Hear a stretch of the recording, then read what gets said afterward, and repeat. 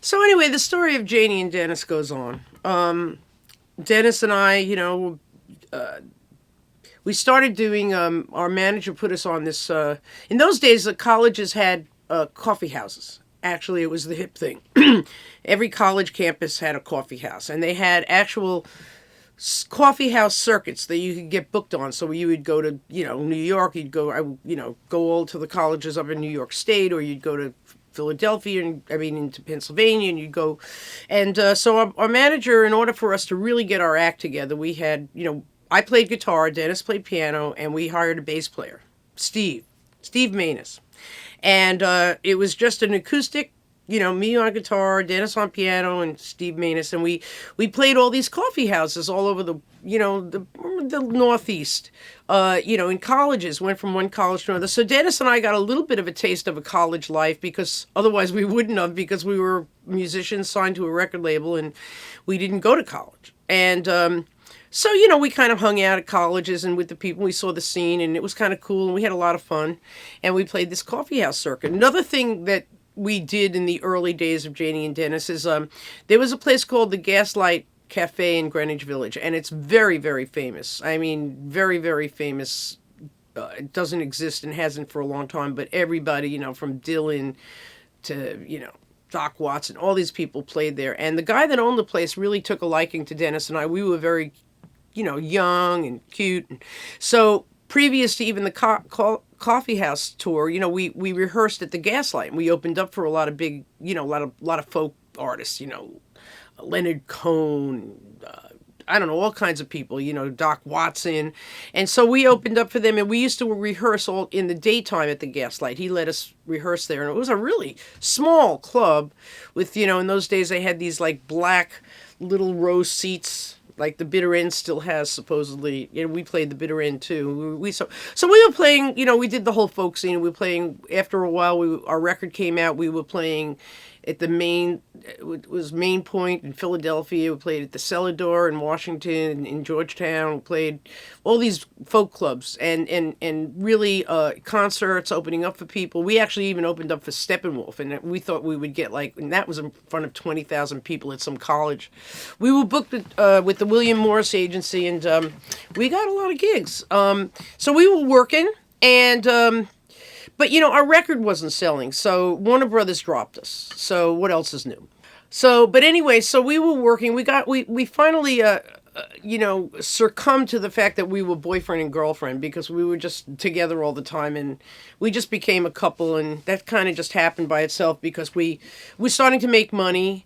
And we were very young, but we had a little studio apartment to live in and rehearse in, or hang out, or do whatever we needed to do on Perry Street in Greenwich Village. And these days that would cost like $6,000 a month, and it was like $200 a month then.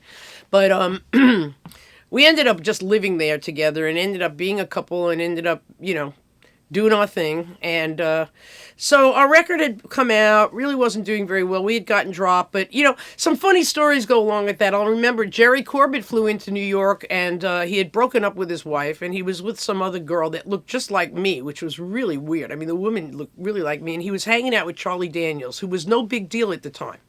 Great guy. And they pick us up in a limo in front of our house, and take us, and we drove. I don't know where we would go. Oh yeah, we were going to a TV show, and I don't know. I think we played. I can't remember if we played or we were just hanging out or whatever. But we went to a TV show. But we were down in the Bowery, which is where the bums are in New York, and I remember very distinctly. A bum came and started wiping our windshield, because that's what they do in New York to get money, And Charlie Daniels took out like $100 bill and gave it to the guy. I couldn't believe it.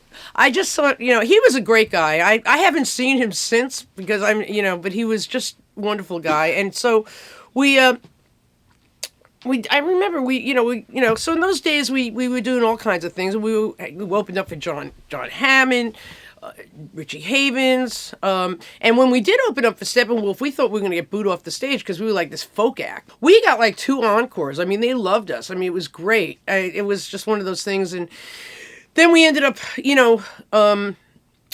opening up for Melanie. And Melanie was a very big star at that time. International star. I got a brand new pair of roller skates. Remember that? Beautiful people. Anyway, so Melanie, I remember, I'll never forget, William Morris booked us up, it was in Harrisburg, Pennsylvania, in an an airplane hangar, to open up for Melanie. And we, schlepped down there from New York, and we did a half an hour set or a 40-minute hour set, and she was late, so we left and never met her, but she asked William Morris to have us open up for her because I don't know, we didn't even meet her that day, but she liked her audience, and she was, as a warm-up act, she wanted us. So we started opening up for her, and funny enough, we were asked to play the Fillmore East, the famous Fillmore East. They were having a WNEW, which was a big radio station, benefit, and they were having 10-Wheel Drive, Richie Havens, Melanie, and we were the warm-up act. So we opened up, and that was around the time we found out that we were getting dropped from Warner Brothers, and so, we were kind of depressed, I guess, and so anyway, but we did great, we got an encore and everything at the Fillmore East, and it feels good that I could just, go through this life and tell people I played the Fillmore East, because that's it, you know what I mean? That's one of those things that you could just say about your career, and it makes you cool. Anyway, I think it makes you cool. Anyway, so at the Fillmore East, after our show, Melanie's husband comes in the dressing room and he says, Janey and Denis and Janey. He always said that. He says, listen, I got a new company. I love you guys. I want to sign you. So, supposedly he was a producer, and he told us that he produced Sam Cooke, and he produced all these big people, and what do we know? We thought he was cool, man. This is great. So, So anyway, so we're now in the stages of not being with Warner Brothers and being in between, and this guy wanting to sign us to this. He started this record company called Neighborhood Records, and then he had a production company called Neighborhood Productions, which, if you were with the production company, he had the option of signing you with another large company. After you just put up the money for the record, and so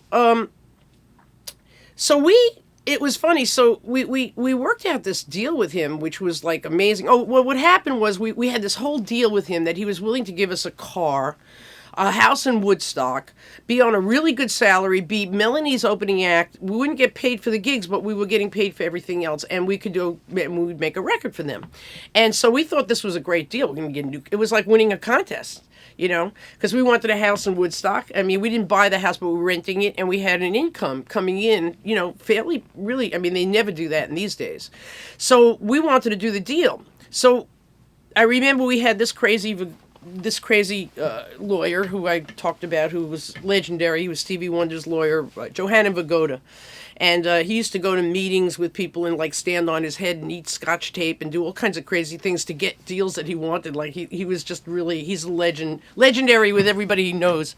So we walk into his office ready to sign this deal, the house in Woodstock, and I'll never forget, Dennis cracked up my parents' car the same day.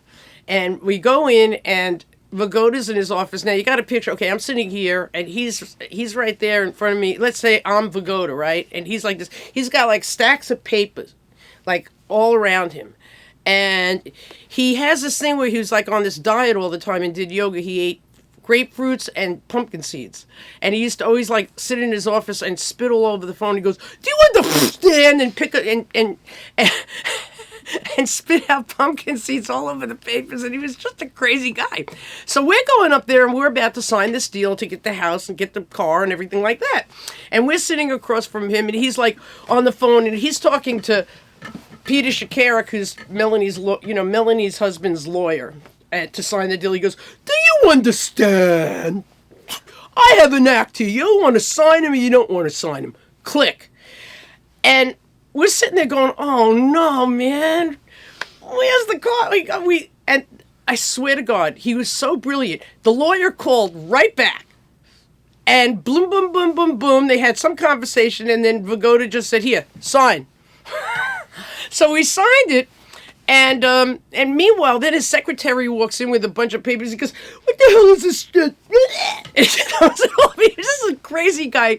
He's so funny. He was so funny. So we're just sitting there going, "Okay, whatever."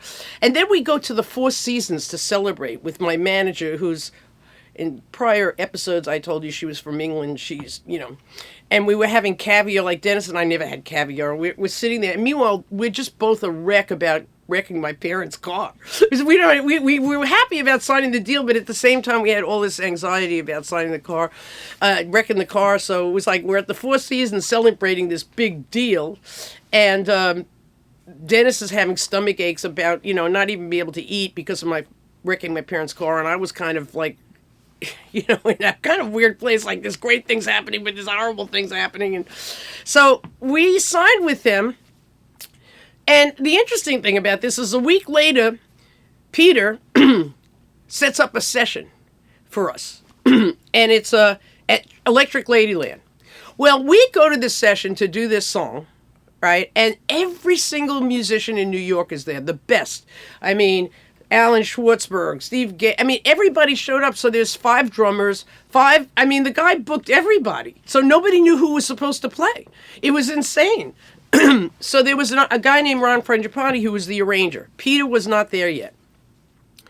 And we walked. Ron came in and sat down with us at the piano, and Dennis showed him the song, and we said, "This is crazy. Who's supposed to play here?" I mean, it was just crazy. So it is very funny because we had the song called the Robert E. Lee. That's what we were going to do. So we start showing Ron the song, and Dennis is playing the piano. He's going dun dun dun dun dun dun da da da da da da da ba da ba da ba ba ba ba ba ba ba ba ba ba, and that was how the song went. Well, Peter comes in, and he goes, "No, no, no, no, no, no." He goes, "Janey and Denis, Dennis and Janey." No, it's not. It's and Dennis and I look at each other and we go, "Oh my God, what do we get ourselves into here?" And we're looking around at everybody, and then finally, Dennis says, "Oh, Pete, I know what you mean." And Dennis goes, "Dun dun dun dun dun dun da da da da da da da da da da da da da da da da da da," and then Peter goes, "Yeah, that's it." So anyway. Insane. So we do this song with everybody playing. It's a great song, and great players, but it was so crazy. Just too much. It was just nuts. So we go to our manager and we said, "Listen, forget the car, forget the house. We can't work with this guy. This ain't going to work out." So we go up to the Hotel Exis where Peter was staying. This fancy hotel across the street from Central Park, and we have this meeting with him where we're going to say, "Look, the deal's off. We can't work with you." So we come in, and he's actually a really cool guy. He says, "You know what? I know." He goes, "You can't go do a record with Ron Frangipane. Go ahead." So we ended up doing our record, and that's going to be in the next episode. He stayed out of it, and we did this great record up at 914, which is legendary, and I'll go into that in the next segment. But yeah, we were ready to give up everything. And so really worked out well for us, and we did a great record in spite of the whole situation, and we had a house in Woodstock and a car, and we had a nice little life for a while there. So the story goes on.